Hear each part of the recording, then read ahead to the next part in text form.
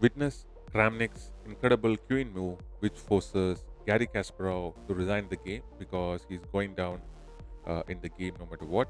So Kramnik is playing with the white pieces here and Kasparov with the black pieces here.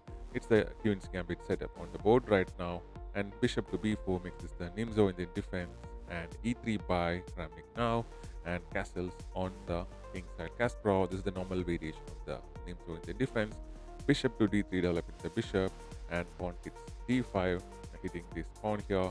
Knight comes here to f3, and pawn push to c5 here. So both these pawns are counterattack, putting in pressure on the queen side. So Kramnik castles on the king side, and after the c pawn captures, e pawn captures back, and d pawn captures back, and bishop captures back, placing the bishop in this nice little diagonal here. Even though Kasparov's pawns here nullify the attack as of the moment. So bishop is intending to come here with this b6 move and setting this bishop, and bishop to g5 is played here, pinning this knight here. So bishop is now goes to b7, and setting this bishop, and rook comes to e1 now, and knight comes to d7 now. So in case of a capture, you can capture back with your knight here.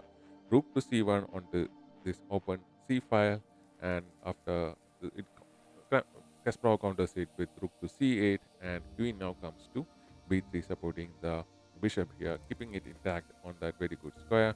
So bishop drop backs to e7 here, unpinning this knight, and also after that, Kramnik goes for the capture of the knight, and bishop is now captured back with the knight here. So this allows this nice little move by Kramnik here. Kramnik plays his captures his pawn with his bishop, and once the pawn is captured back here, queen captures the pawn back with a check, and king moves away, allowing Kramnik to get the bishop back like this, and he's already up by 2 pawns. So bishop now captures this knight, and pawn captures back, exposing the king side of Kramnik here, and queen now captures the one of the pawn back here.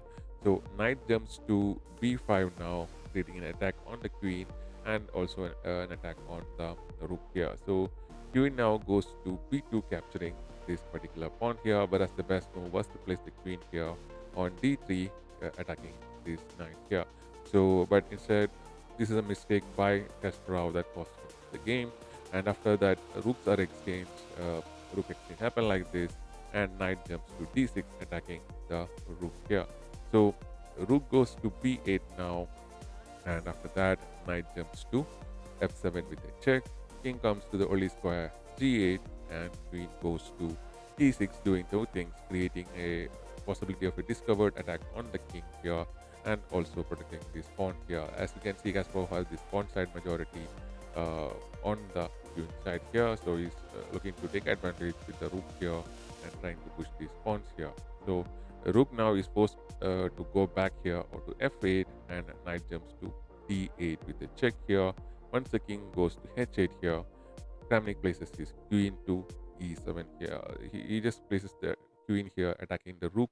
The problem here is that if the rook goes here, let's see, if the rook from here goes here, the knight will jump in here, and it's a smaller checkmate on the board. So you cannot move this rook here, and if you bring the, let's say, if you bring the rook like this, after the following moves, basically you will be forced to basically cover the check with the knight, because if you capture with the knight, the rook will capture back, and it will be a immediate checkmate. You cannot capture back with the knight here. So because of that the only possible move was to capture this knight, and once the queen captures back, uh, basically it's a check, and the knight need to cover the check, and queen now comes to d5, protecting this pawn here. So in case if the Kasparov is able to capture the queen, the pawn here, these 2 pawns could be marched down the board, and still the advantage that Kramnik have could be gone basically. Because of that, he brought the queen back to d5 here, and after that, pawn push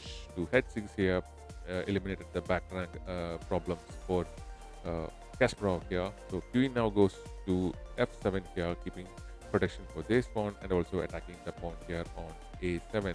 So king comes to h7 here, and king goes to g2 now, keeping the king safe, and queen exchange is offered by Kasparov here, and Kramnik goes for the capture, and knight captures the basically this particular queen back here. So as you can see, basically he's up by the rook, and he got all these pawns here, and because of that, it was a lost position, and basically Kasparov resigned from this position. So this will be the final position because Kasparov know these players know 10-15 moves ahead in the game. So once they reached a losing position, it was apt for them to resign the game. So that's the game. Thanks for watching. We'll be back with more such videos. Thank you.